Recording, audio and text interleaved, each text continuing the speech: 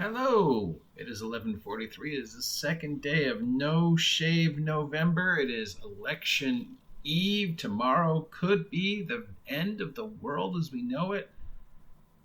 So fuck you all. So you may notice that I have several not very flattering titles that have been attached to my names over the years, and yet I have chosen to embrace them in the spirit of détente and sarcasm. So let's try and understand where these titles came from. First and foremost, the OG GM. What does that mean? Original gamer game master, original gangster game master, original grumpy game master. I think all those apply to anybody who knows me that I've been playing and running and writing and been part of the role-playing movement for, why can you never find the tape on the tape dispenser? For a very long time. So I am definitely an original. You know, I played D&D when it first came out in the 70s. I played lots of games when they first came out. I play tested lots of games. I wrote some games. I've been an active member of games. I helped run conventions. I found the tape. So I think I can count as one of the originals. I am grumpy, as we know that. I've earned the right to be grumpy. I am definitely a grumpy old man.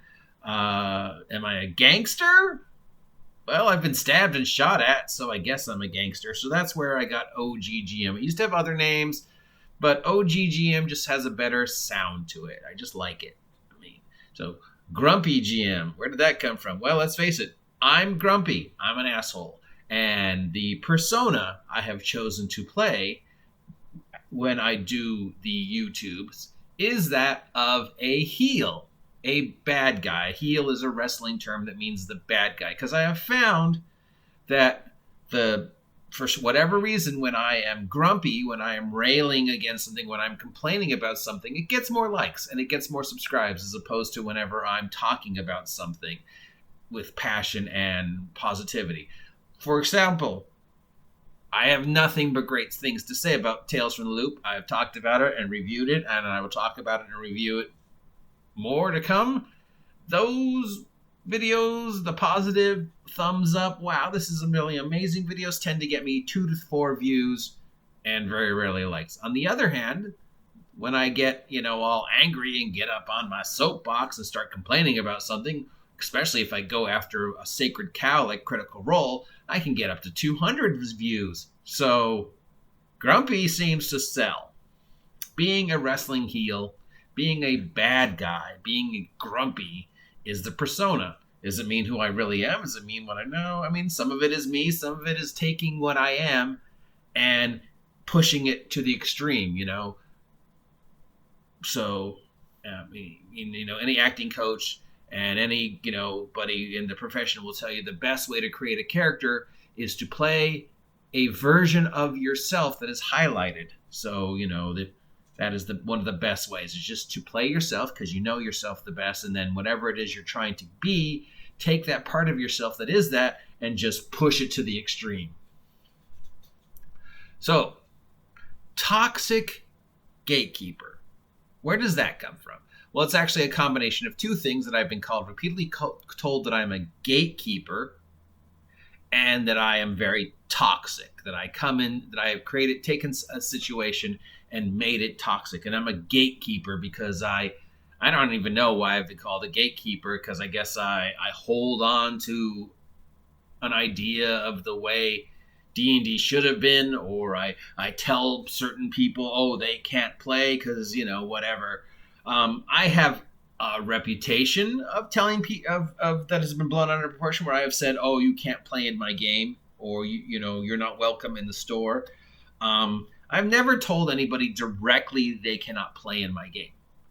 I have a very specific style that as a game master it has taken me long years to perfect. I am constantly learning, constantly changing my game style. I know that I fail often to live up to expectations of what people think a game master is supposed to be or what they think they're going to get from my experience. The people who enjoy my game. I have often found myself, because I usually run at a game store, dealing with very extreme personalities. And, my thing has always been not that you can't play in my game. It's that, you know what? My game doesn't work for you. So rather than you continue to sit in my game and ruin my fun and ruin your fun, let me help you find a game that does work. Or where I have sat at game tables and been a part of a game experience and realized that, I have a very high expectation of the way certain things should work. I think the team should work together. I think everybody should get a fair share of attention and a fair share of playtime. I don't think there should be any favoritism. I don't think there should be a lot of bad words at the game, especially if it's at a game store, because there's kids present. I think you should run your character as best you can and everybody work together and it be a collective positive experience. But, I also want to have fun. And when I'm not having fun, when I feel the experience is negative, when I feel the experience is rubbing me the wrong way or setting off my triggers, because I have a lot of triggers, from lots of years of abuse, from being special needs, from just the person I am, it's very hard for me. So when I'm in a situation that I find uncomfortable and I'm being in a game and I'm like, this is supposed to be fun and I'm not having fun, I have a tendency to either leave the game or just, if I'm running it, just end the game and take a break. And I have tried whenever I leave a game, to try and let everybody know, it has nothing, with one exception, and you know who you are.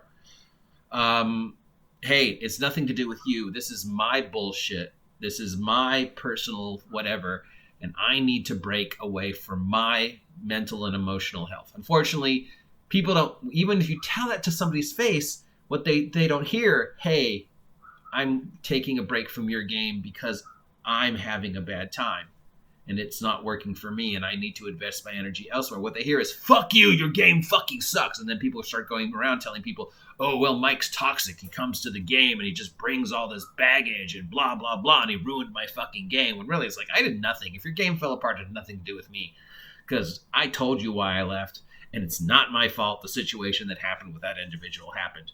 9 out of 10 times, the people at the table are as much responsible as I am for whatever happened. So that's how the toxic got around. The gatekeeper, I don't know.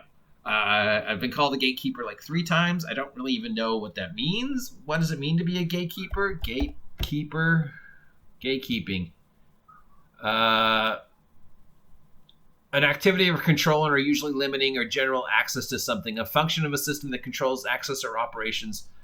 So if you're a gatekeeper, your process, you filter information to, example of gatekeeping, I limit people. So basically, I tell people they can't play is how I got that, or I have a certain way, and if you don't follow, whatever. I don't know how I got the title. Obviously, I don't think I'm a gatekeeper. Yes, I know I have done things that could be perceived as toxic, but I don't think I'm toxic. I think I just have a very high standard, which leads us to my next title, elitist.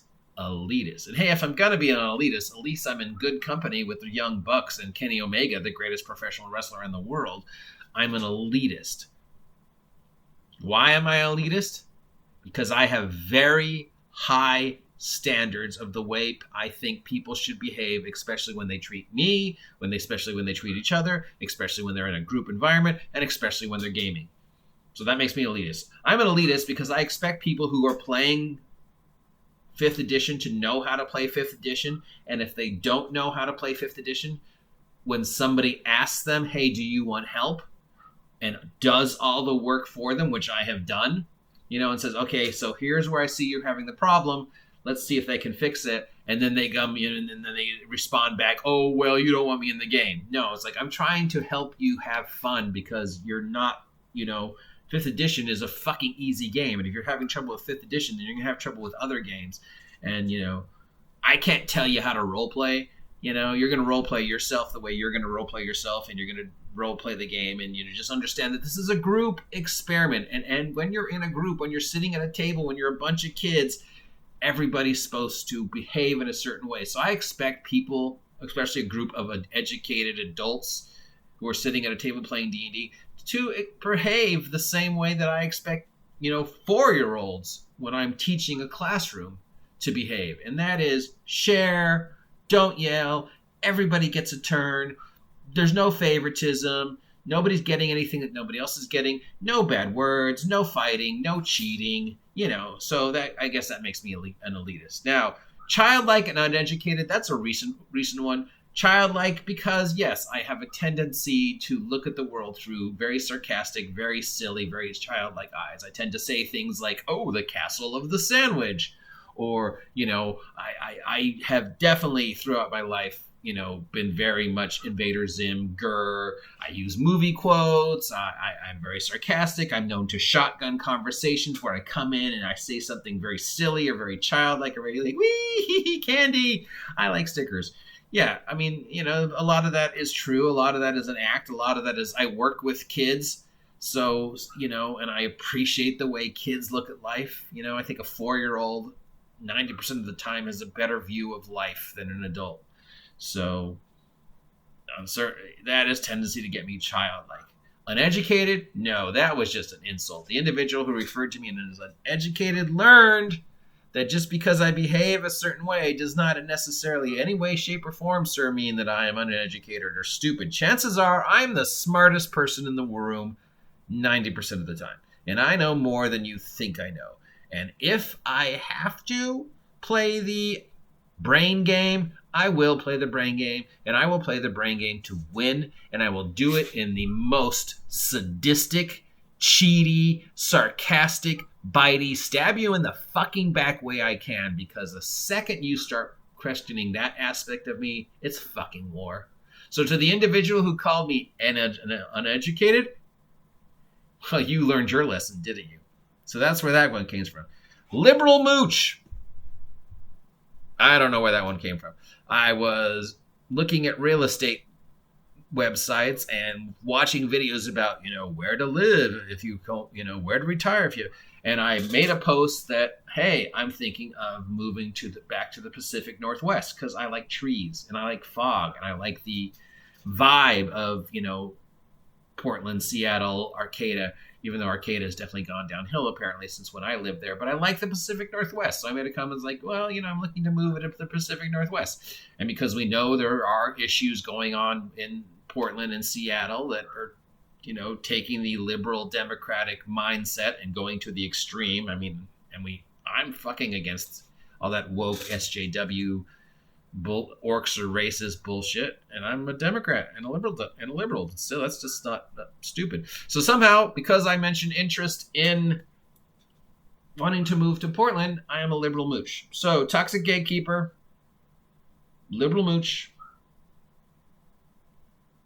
childlike and uneducated, elitist. The man who makes gaming no fun. So this came from an individual who I had gamed with for 10, 15 years and who had always said, I'm the best DM he ever knows. He has so much fun in my games. He was constantly sending people to my games, constantly telling people about my games. And then and this was all at Cess Games and Anime. And then this individual left Cess Games and Anime and went to work for a store that was in direct opposition in Cess Games and Anime. At which point, this individual started to basically burn all his bridges and say nothing but negative things about his former employer, including some downright scandalous, libelous lies about Seth Bradley and the store and, whatever. And in amongst those things, he said things like, somebody who he said for the past 15 years is one of his best friends, great game master, great GM, loves playing with him. I make games no fun. Don't game with me. I make D&D no fun. And I guess this goes back to the toxicity thing, and the gatekeeping, because if I think somebody's not having fun at my game or is doing something to turn my game into a fucking disaster, yes, I will defend my game and I will say, hey, I don't think this is working for you. I don't think we're a good fit.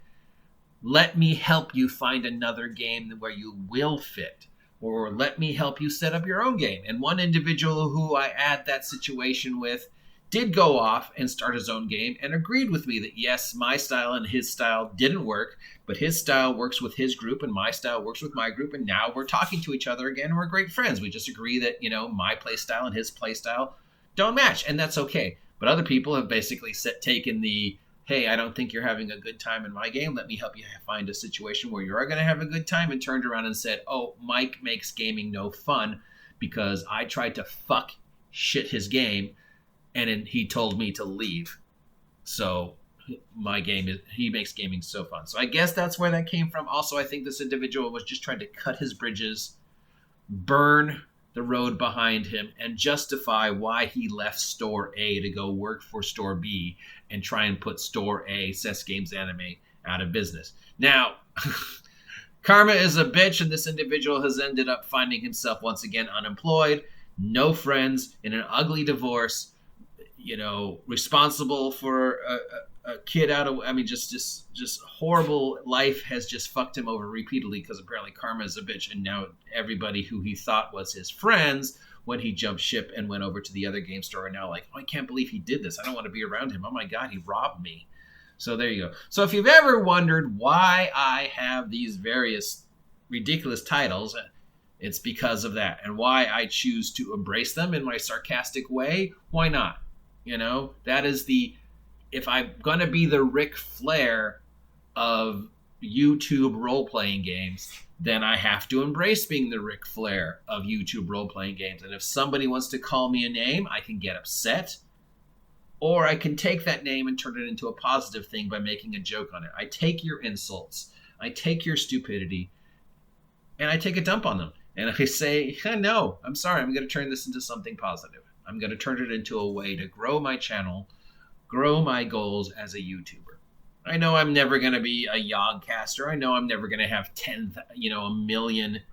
8 million viewers like Babish does, because I've tried, and my shtick only works with a small group, but I'm very good at what I do. I'm not, to paraphrase Booker T, I'm not a great YouTuber.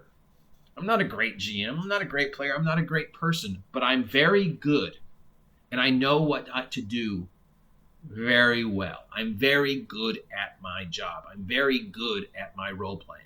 I'm never going to be Matt Mercer. I'm never going to be doing top rope hurricanranas like Pentagon. I'm never going to get awards. I'm never going to have 8 million views like Babish, but that's okay. I'm very good at what I do, and if you don't appreciate what I do, fuck you.